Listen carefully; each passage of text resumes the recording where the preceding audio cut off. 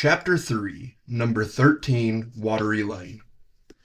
We reached Horseshaw as a church bell began to chime in the distance. It was 7 o'clock and starting to get dark. A heavy drizzle blew straight into our faces, but there was still enough light for me to judge that this wasn't a place I ever wanted to live in, and that even a short visit should be well rewarded. Horseshaw was a black smear against the green fields, a grim, ugly little place with about 24 rows of mean, back-to-back houses huddling together mainly on the southern slope of a damp, bleak hillside. The whole area was riddled with mines, and Horseshaw was at its center.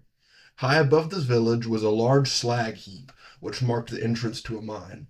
Behind the slag heap were the coal yards, which stored enough fuel to keep the biggest towns in the county warm through even the longest of winters. Soon we were walking down through the narrow, cobbled streets, keeping pressed close to the grimy walls to make way for carts heaped with black lumps of coal, wet and gleaming with rain. The huge Shire horses that pulled them were straining against their loads, hooves slipping on the shiny cobbles. There were few people about, but lace curtains twitched as we passed, and once we met a group of dour-faced miners who were trudging up the hill to begin their night shift.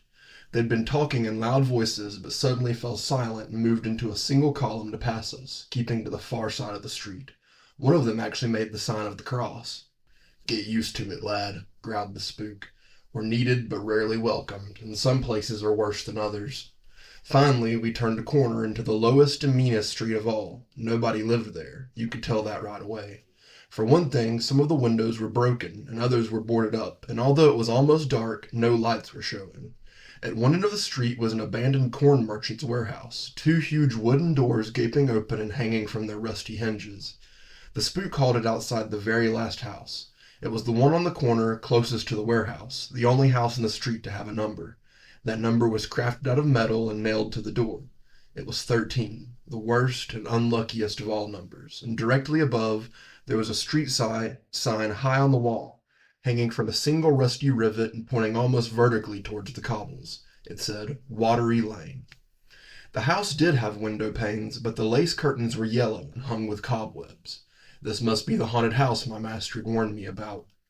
The spook pulled a key from his pocket, unlocked the door, and led the way into the darkness within. At first, I was just glad to be out of the drizzle, but when he lit a candle and positioned it on the floor near the middle of the small front room, I knew that I'd be more comfortable in an abandoned cowshed. There wasn't a single item of furniture to be seen, just a bare, flagged floor and a heap of dirty straw under the window. The room was damp. The air was very dank and cold, and by the light of the flickering candle I could see my breath steaming. What I saw was bad enough, but what he said was even worse. "Well, lad, I've got business to attend to, so I'll be off, but I'll be back later. Know what you have to do?" "No, sir," I replied, watching the flickering candle, worried that it might go out at any second. "Well, it's what I told you earlier. Weren't you listening? You need to be alert, not dreaming. Anyway, it's nothing very difficult," he explained, scratching at his beard as if there was something crawling about in it.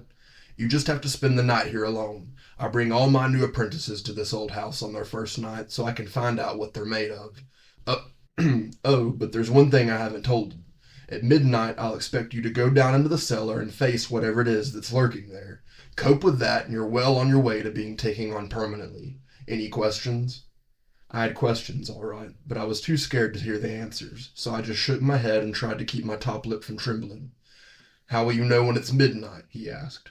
I shrugged. I was pretty good at guessing the time from the position of the sun or the stars, and if I ever woke in the middle of the night, I almost always knew exactly what time it was. But here I wasn't so sure. In some places, time seems to move more slowly, and I had a feeling that this old house would be one of them. Suddenly, I remembered the church clock. "It's just gone 7, I said. "I'll listen for 12 chimes." "Well, at least you're awake now," the spook said with a little smile. "When the clock strikes 12, take the stub of the candle and use it to find your way down to the cellar. Until then, sleep if you can manage it. Now listen carefully. There are 3 important things to remember. Don't open the front door to anyone, no matter how hard they knock, and don't be late going down to the cellar." He took a step toward the front door. "What's the 3rd thing?" I called out to the very last moment. "The candle, lad. Whatever else you do, don't let it go out." Then he was gone, closing the door behind him, and I was all alone. Cautiously, I picked up the candle, walked to the kitchen door, and peered inside. It was empty of everything but a stone sink. The back door was closed, but the wind still wailed beneath it. There were 2 other doors on the right. One was open, and I could see the bare wooden stairs that led to the bedrooms above. The other one, that closest to me, was closed.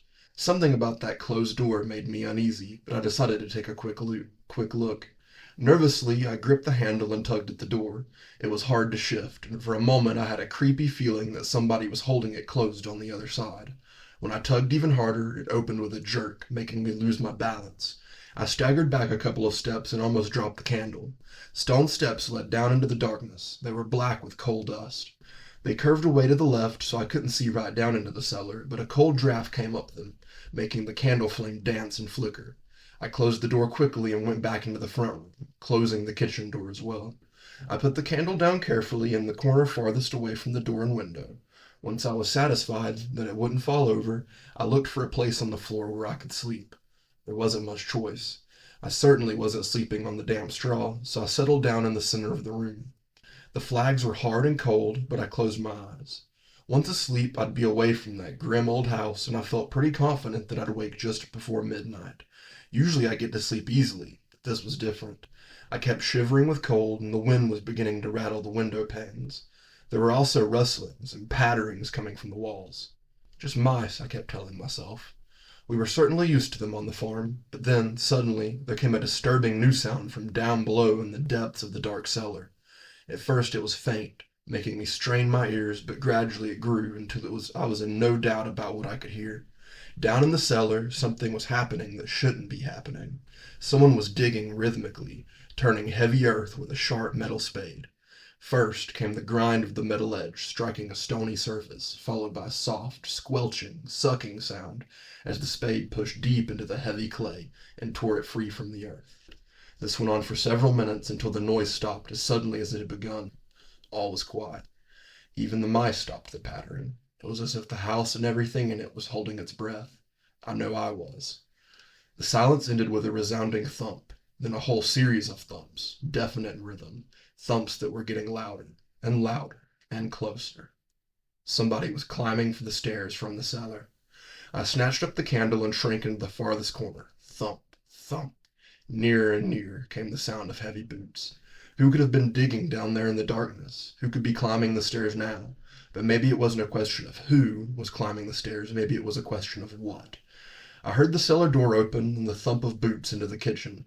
I pressed myself back into the corner, trying to make myself small, waiting for the kitchen door to open.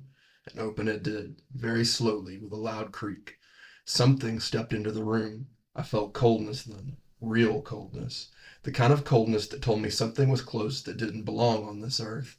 It was like the coldness of Hangman's Hill, only far worse.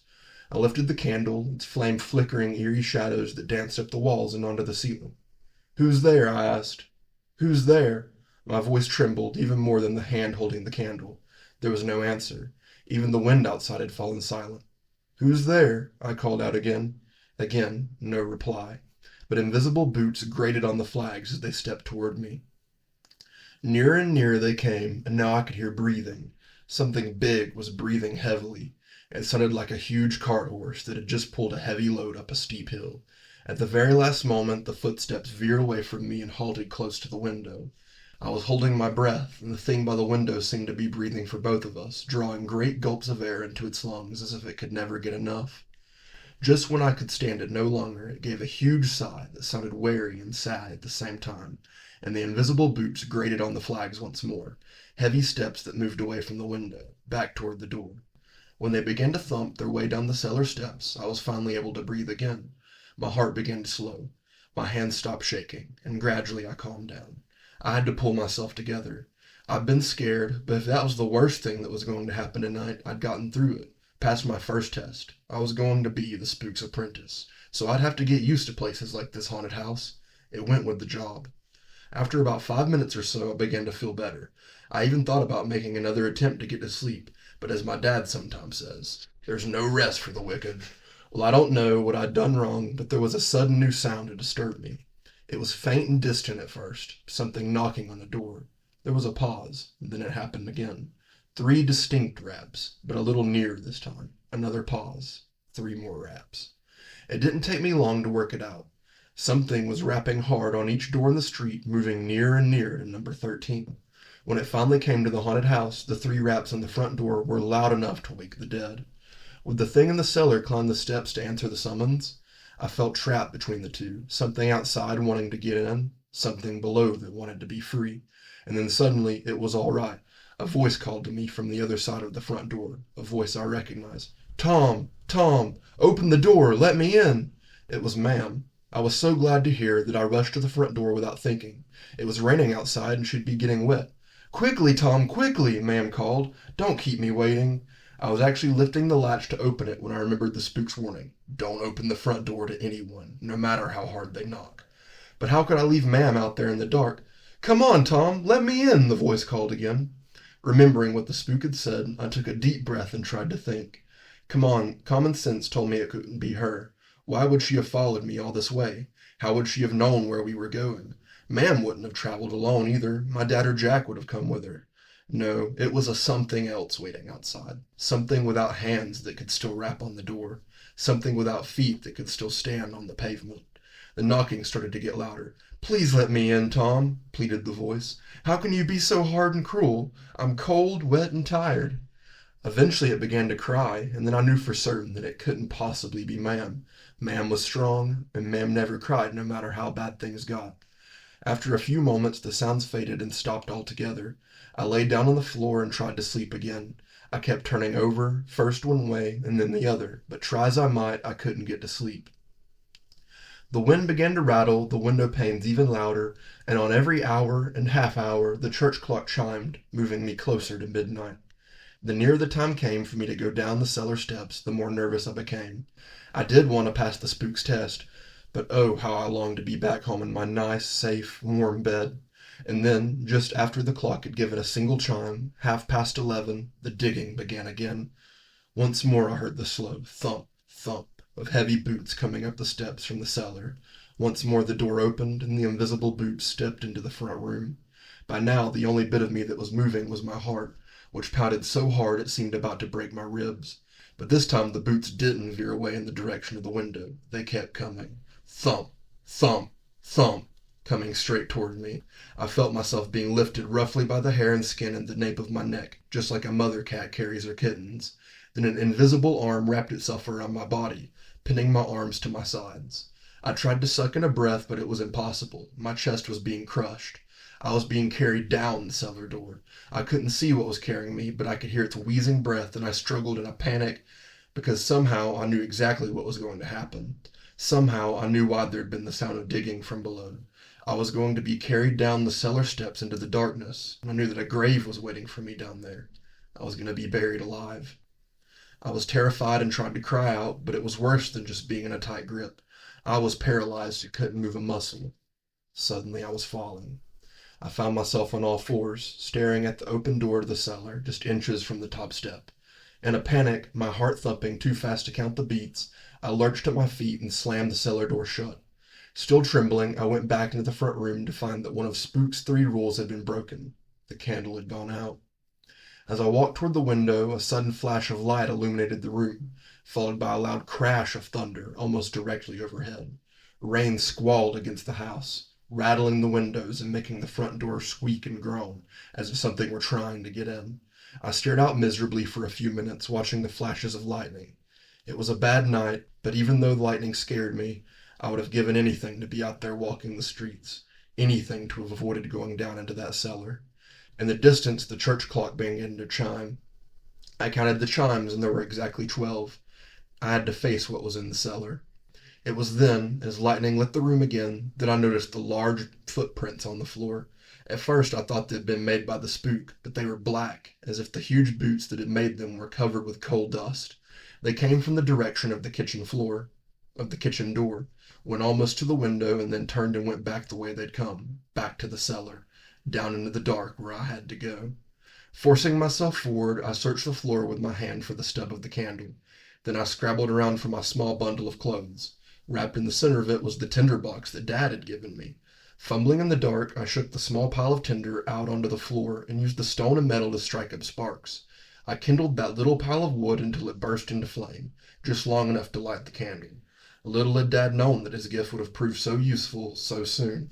As I opened the cellar door, there was another flash of lightning, and a sudden crash of thunder that shook the whole house and rumbled down the steps ahead of me.